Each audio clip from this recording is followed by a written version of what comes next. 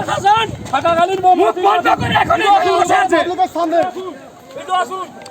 দেখুন আপনারা ভিডিওটা কর দেখি এটা বলুন কি আছে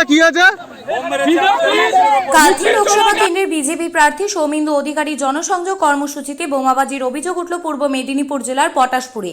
ভগবানপুর 2 নম্বর ব্লকের অর্জুনগড় গান্ধী রোড ছেড়ে সৌমিন্দু অধিকারীর র্যালি পটাশপুর 2 ব্লকের আরগোয়াল গ্রাম পঞ্চায়েত এলাকার কালীর বাজারে পৌঁছলে তৃণমূল কংগ্রেস আশ্রিত দুষ্কৃতিকারীরা বাধা দেওয়ার চেষ্টা করে, কিন্তু বাধা অতিক্রম করে র্যালি এগোতে শুরু করলে আক্রমণ শুরু হয় বলে অভিযোগ। বোমাবাজি হয় র্যালি লক্ষ্য করে। সৌমিন্দু অধিকারী গাড়ির আগে ছিল বেশ কয়েকটি টোটো এবং মোটরসাইকেল, তাদের আগেই পরে বোম। ঘটনার জেরে তৈরি হয় উত্তেজনা। সামান্য সময়ের মধ্যেই পিছু হটে দুষ্কৃতিকারীরা। ঘটনায় হতাহতের কোনো খবর নেই।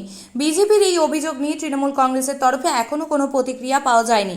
বিজেপি প্রার্থী প্রচার কর্মসূচিতে বোমাবাজির খবরে চাঞ্চল্য ছড়িয়েছে পূর্ব মেদিনীপুর জেলা জুড়ে।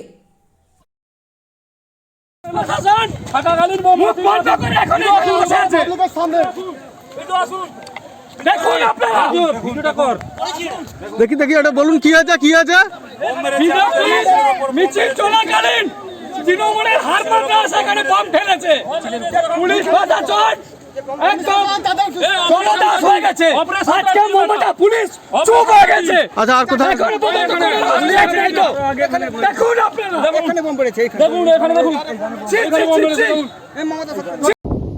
জনবিচ্ছিন্ন সন্ত্রাসবাদী বর্বর তৃণমূল কংগ্রেস ভারতীয় জনতা পার্টির শান্তিপূর্ণ র্যালির ওপরে যে ন্যাক্কারজনক আজকে আক্রমণ করেছে তার ধিক্কার জানাই। লোকজন নেই, বৃহৎ র্যালির পুলিশ 50 পুলিশ 3.5 জন তৃণমূল কংগ্রেসের কিছু মাতালকে প্রোটেকশন দিয়ে আরগোয়ালে পতাকা দেখিয়েছে, চিৎকার করিয়েছে। আর নির্লজ্জতার চূড়ান্ত রূপ আজকে কাঁথি লোকসভায় দেখা গেল। দিনের বেলায় পুলিশের উপস্থিতিতে তৃণমূল কংগ্রেসের হারমাত্রা আরগোয়ালে পেট্রোল পাম্পের সামনে আমাদের র্যালির ওপরে বোমা নিক্ষেপ করল।